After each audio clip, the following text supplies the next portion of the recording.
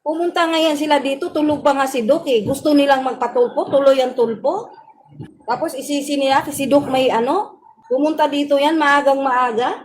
Wala nga alam si Doc kasi tulog pa. Tapos sabihin nilang kay si Doc, desisyon nila yan. May sarili silang pag-iisip. Yan man po laging sinasabi. Sino ba naman si Doc na para ano, matuwa siya na hanggat gusto niya, matuwa siya. Hindi po yun fake account. Wala talagang istorya kung wala silang sinasabi. Nakita ko eh, yung comments niya, sila na lang tama, lahat tama, eh hindi yan mabubuo kung hindi desisyon nila yan. Totoo naman yun, yung fake account. Kaya nga hindi matapos-tapos ang issue nang dahil din sa kanila, puro comment kasi. Nagpayo na ako noon huwag na magpa-comment kung kaninong mga live, sinabi ko na yan. Parang gusto din talaga nila ng gulo eh. Hindi man ako nagkulang sa payo nila. Huwag nang magpara-comment para tahimik. Gusto nating katahimikan tapos sila sobra nating kaingat-ingat kasi ayaw na natin yung ganyang gulo. Kaso sa kanila din naman nag-uumpisa ang gulo kasi pinayuhan na huwag magpasok-pasok ng mga live. Nagpapasok. Pag nasira sila, nababas. Ayaw tumahimik eh. Di mas maganda patayin na lang nila yan. Sos, Ginoo. Ano pa bang support ang gagawin namin? Lahat andyan, nakasupport kami sa kanila. Pero, ayun, ayaw ko nang mag-ano dyan. Kung sa support lang, ang pag-usapan, hindi pa ba sapat yun? Hindi pa ba sapat yun? Nakikita nyo naman. Ano pa bang support na gusto nilang mangyari? Hindi pa ba support yun?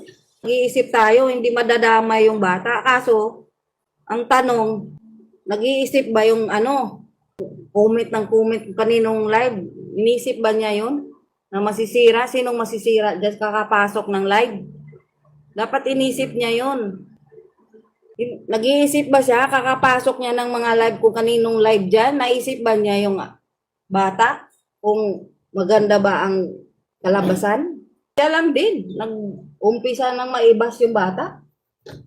Kasi pinayuhan ko na yan na wag na magpapasok-pasok ng ano, ayaw tumigil. Kaso siya, nag-iingat ba? Iniisip ba niya yung anak niya sa ginagawa niya?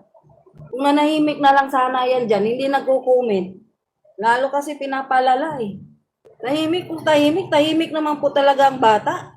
Ang bata, tahimik, ayaw ng gulo, ayaw ng isyo. Kaso, ayaw tumigil kasi. Sinong napapahamak ngayon? Kakapasok ng live na may live. Dapat nag-isip. Yun ang nakikita nila na hindi ano yung suporta ni Doc sa kanila. So wala tayong magagawa. Yun ang nakikita nila eh. Yun ang nakikita nila, yung suporta ni Doc, hindi ano. So wala tayong magagawa. Yun ang tingin nila eh. Kaya pala laglagan na lang. Nakulangan pa, kulang pa yung ano, suporta namin sa kanya. So wala tayong magagawa sa kanila. Padala sila sa emosyon nila eh. Hindi sila nagpara-pasok-pasok sa mga live ng mga live. Wala mang ganito. Walang ayang issue.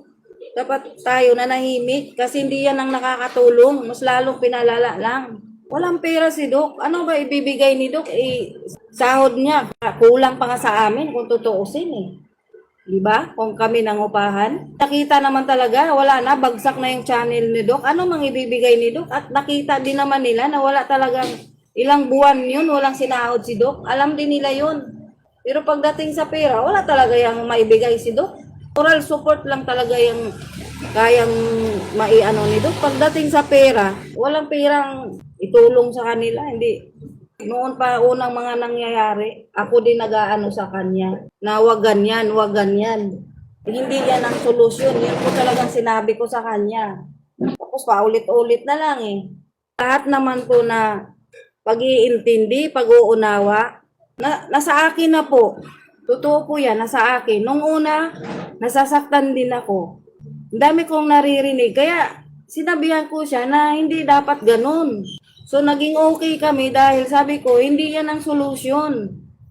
O diba, ngayon naulit na naman, nakita ko na naman, gano'n na naman. Nung mga nakaraan, yun din sabi ko, hindi yan ang solusyon, kailangan mag-uusap. Ito na naman, gano'n na naman. Puro sisi kay Doc. Kuno, ganyan, si Doc ang nag-ano. Di sila mga bata, may sarili silang ano, pag-iisip. Yung bulgar lahat kay Dok. Sisi lahat kay Dok.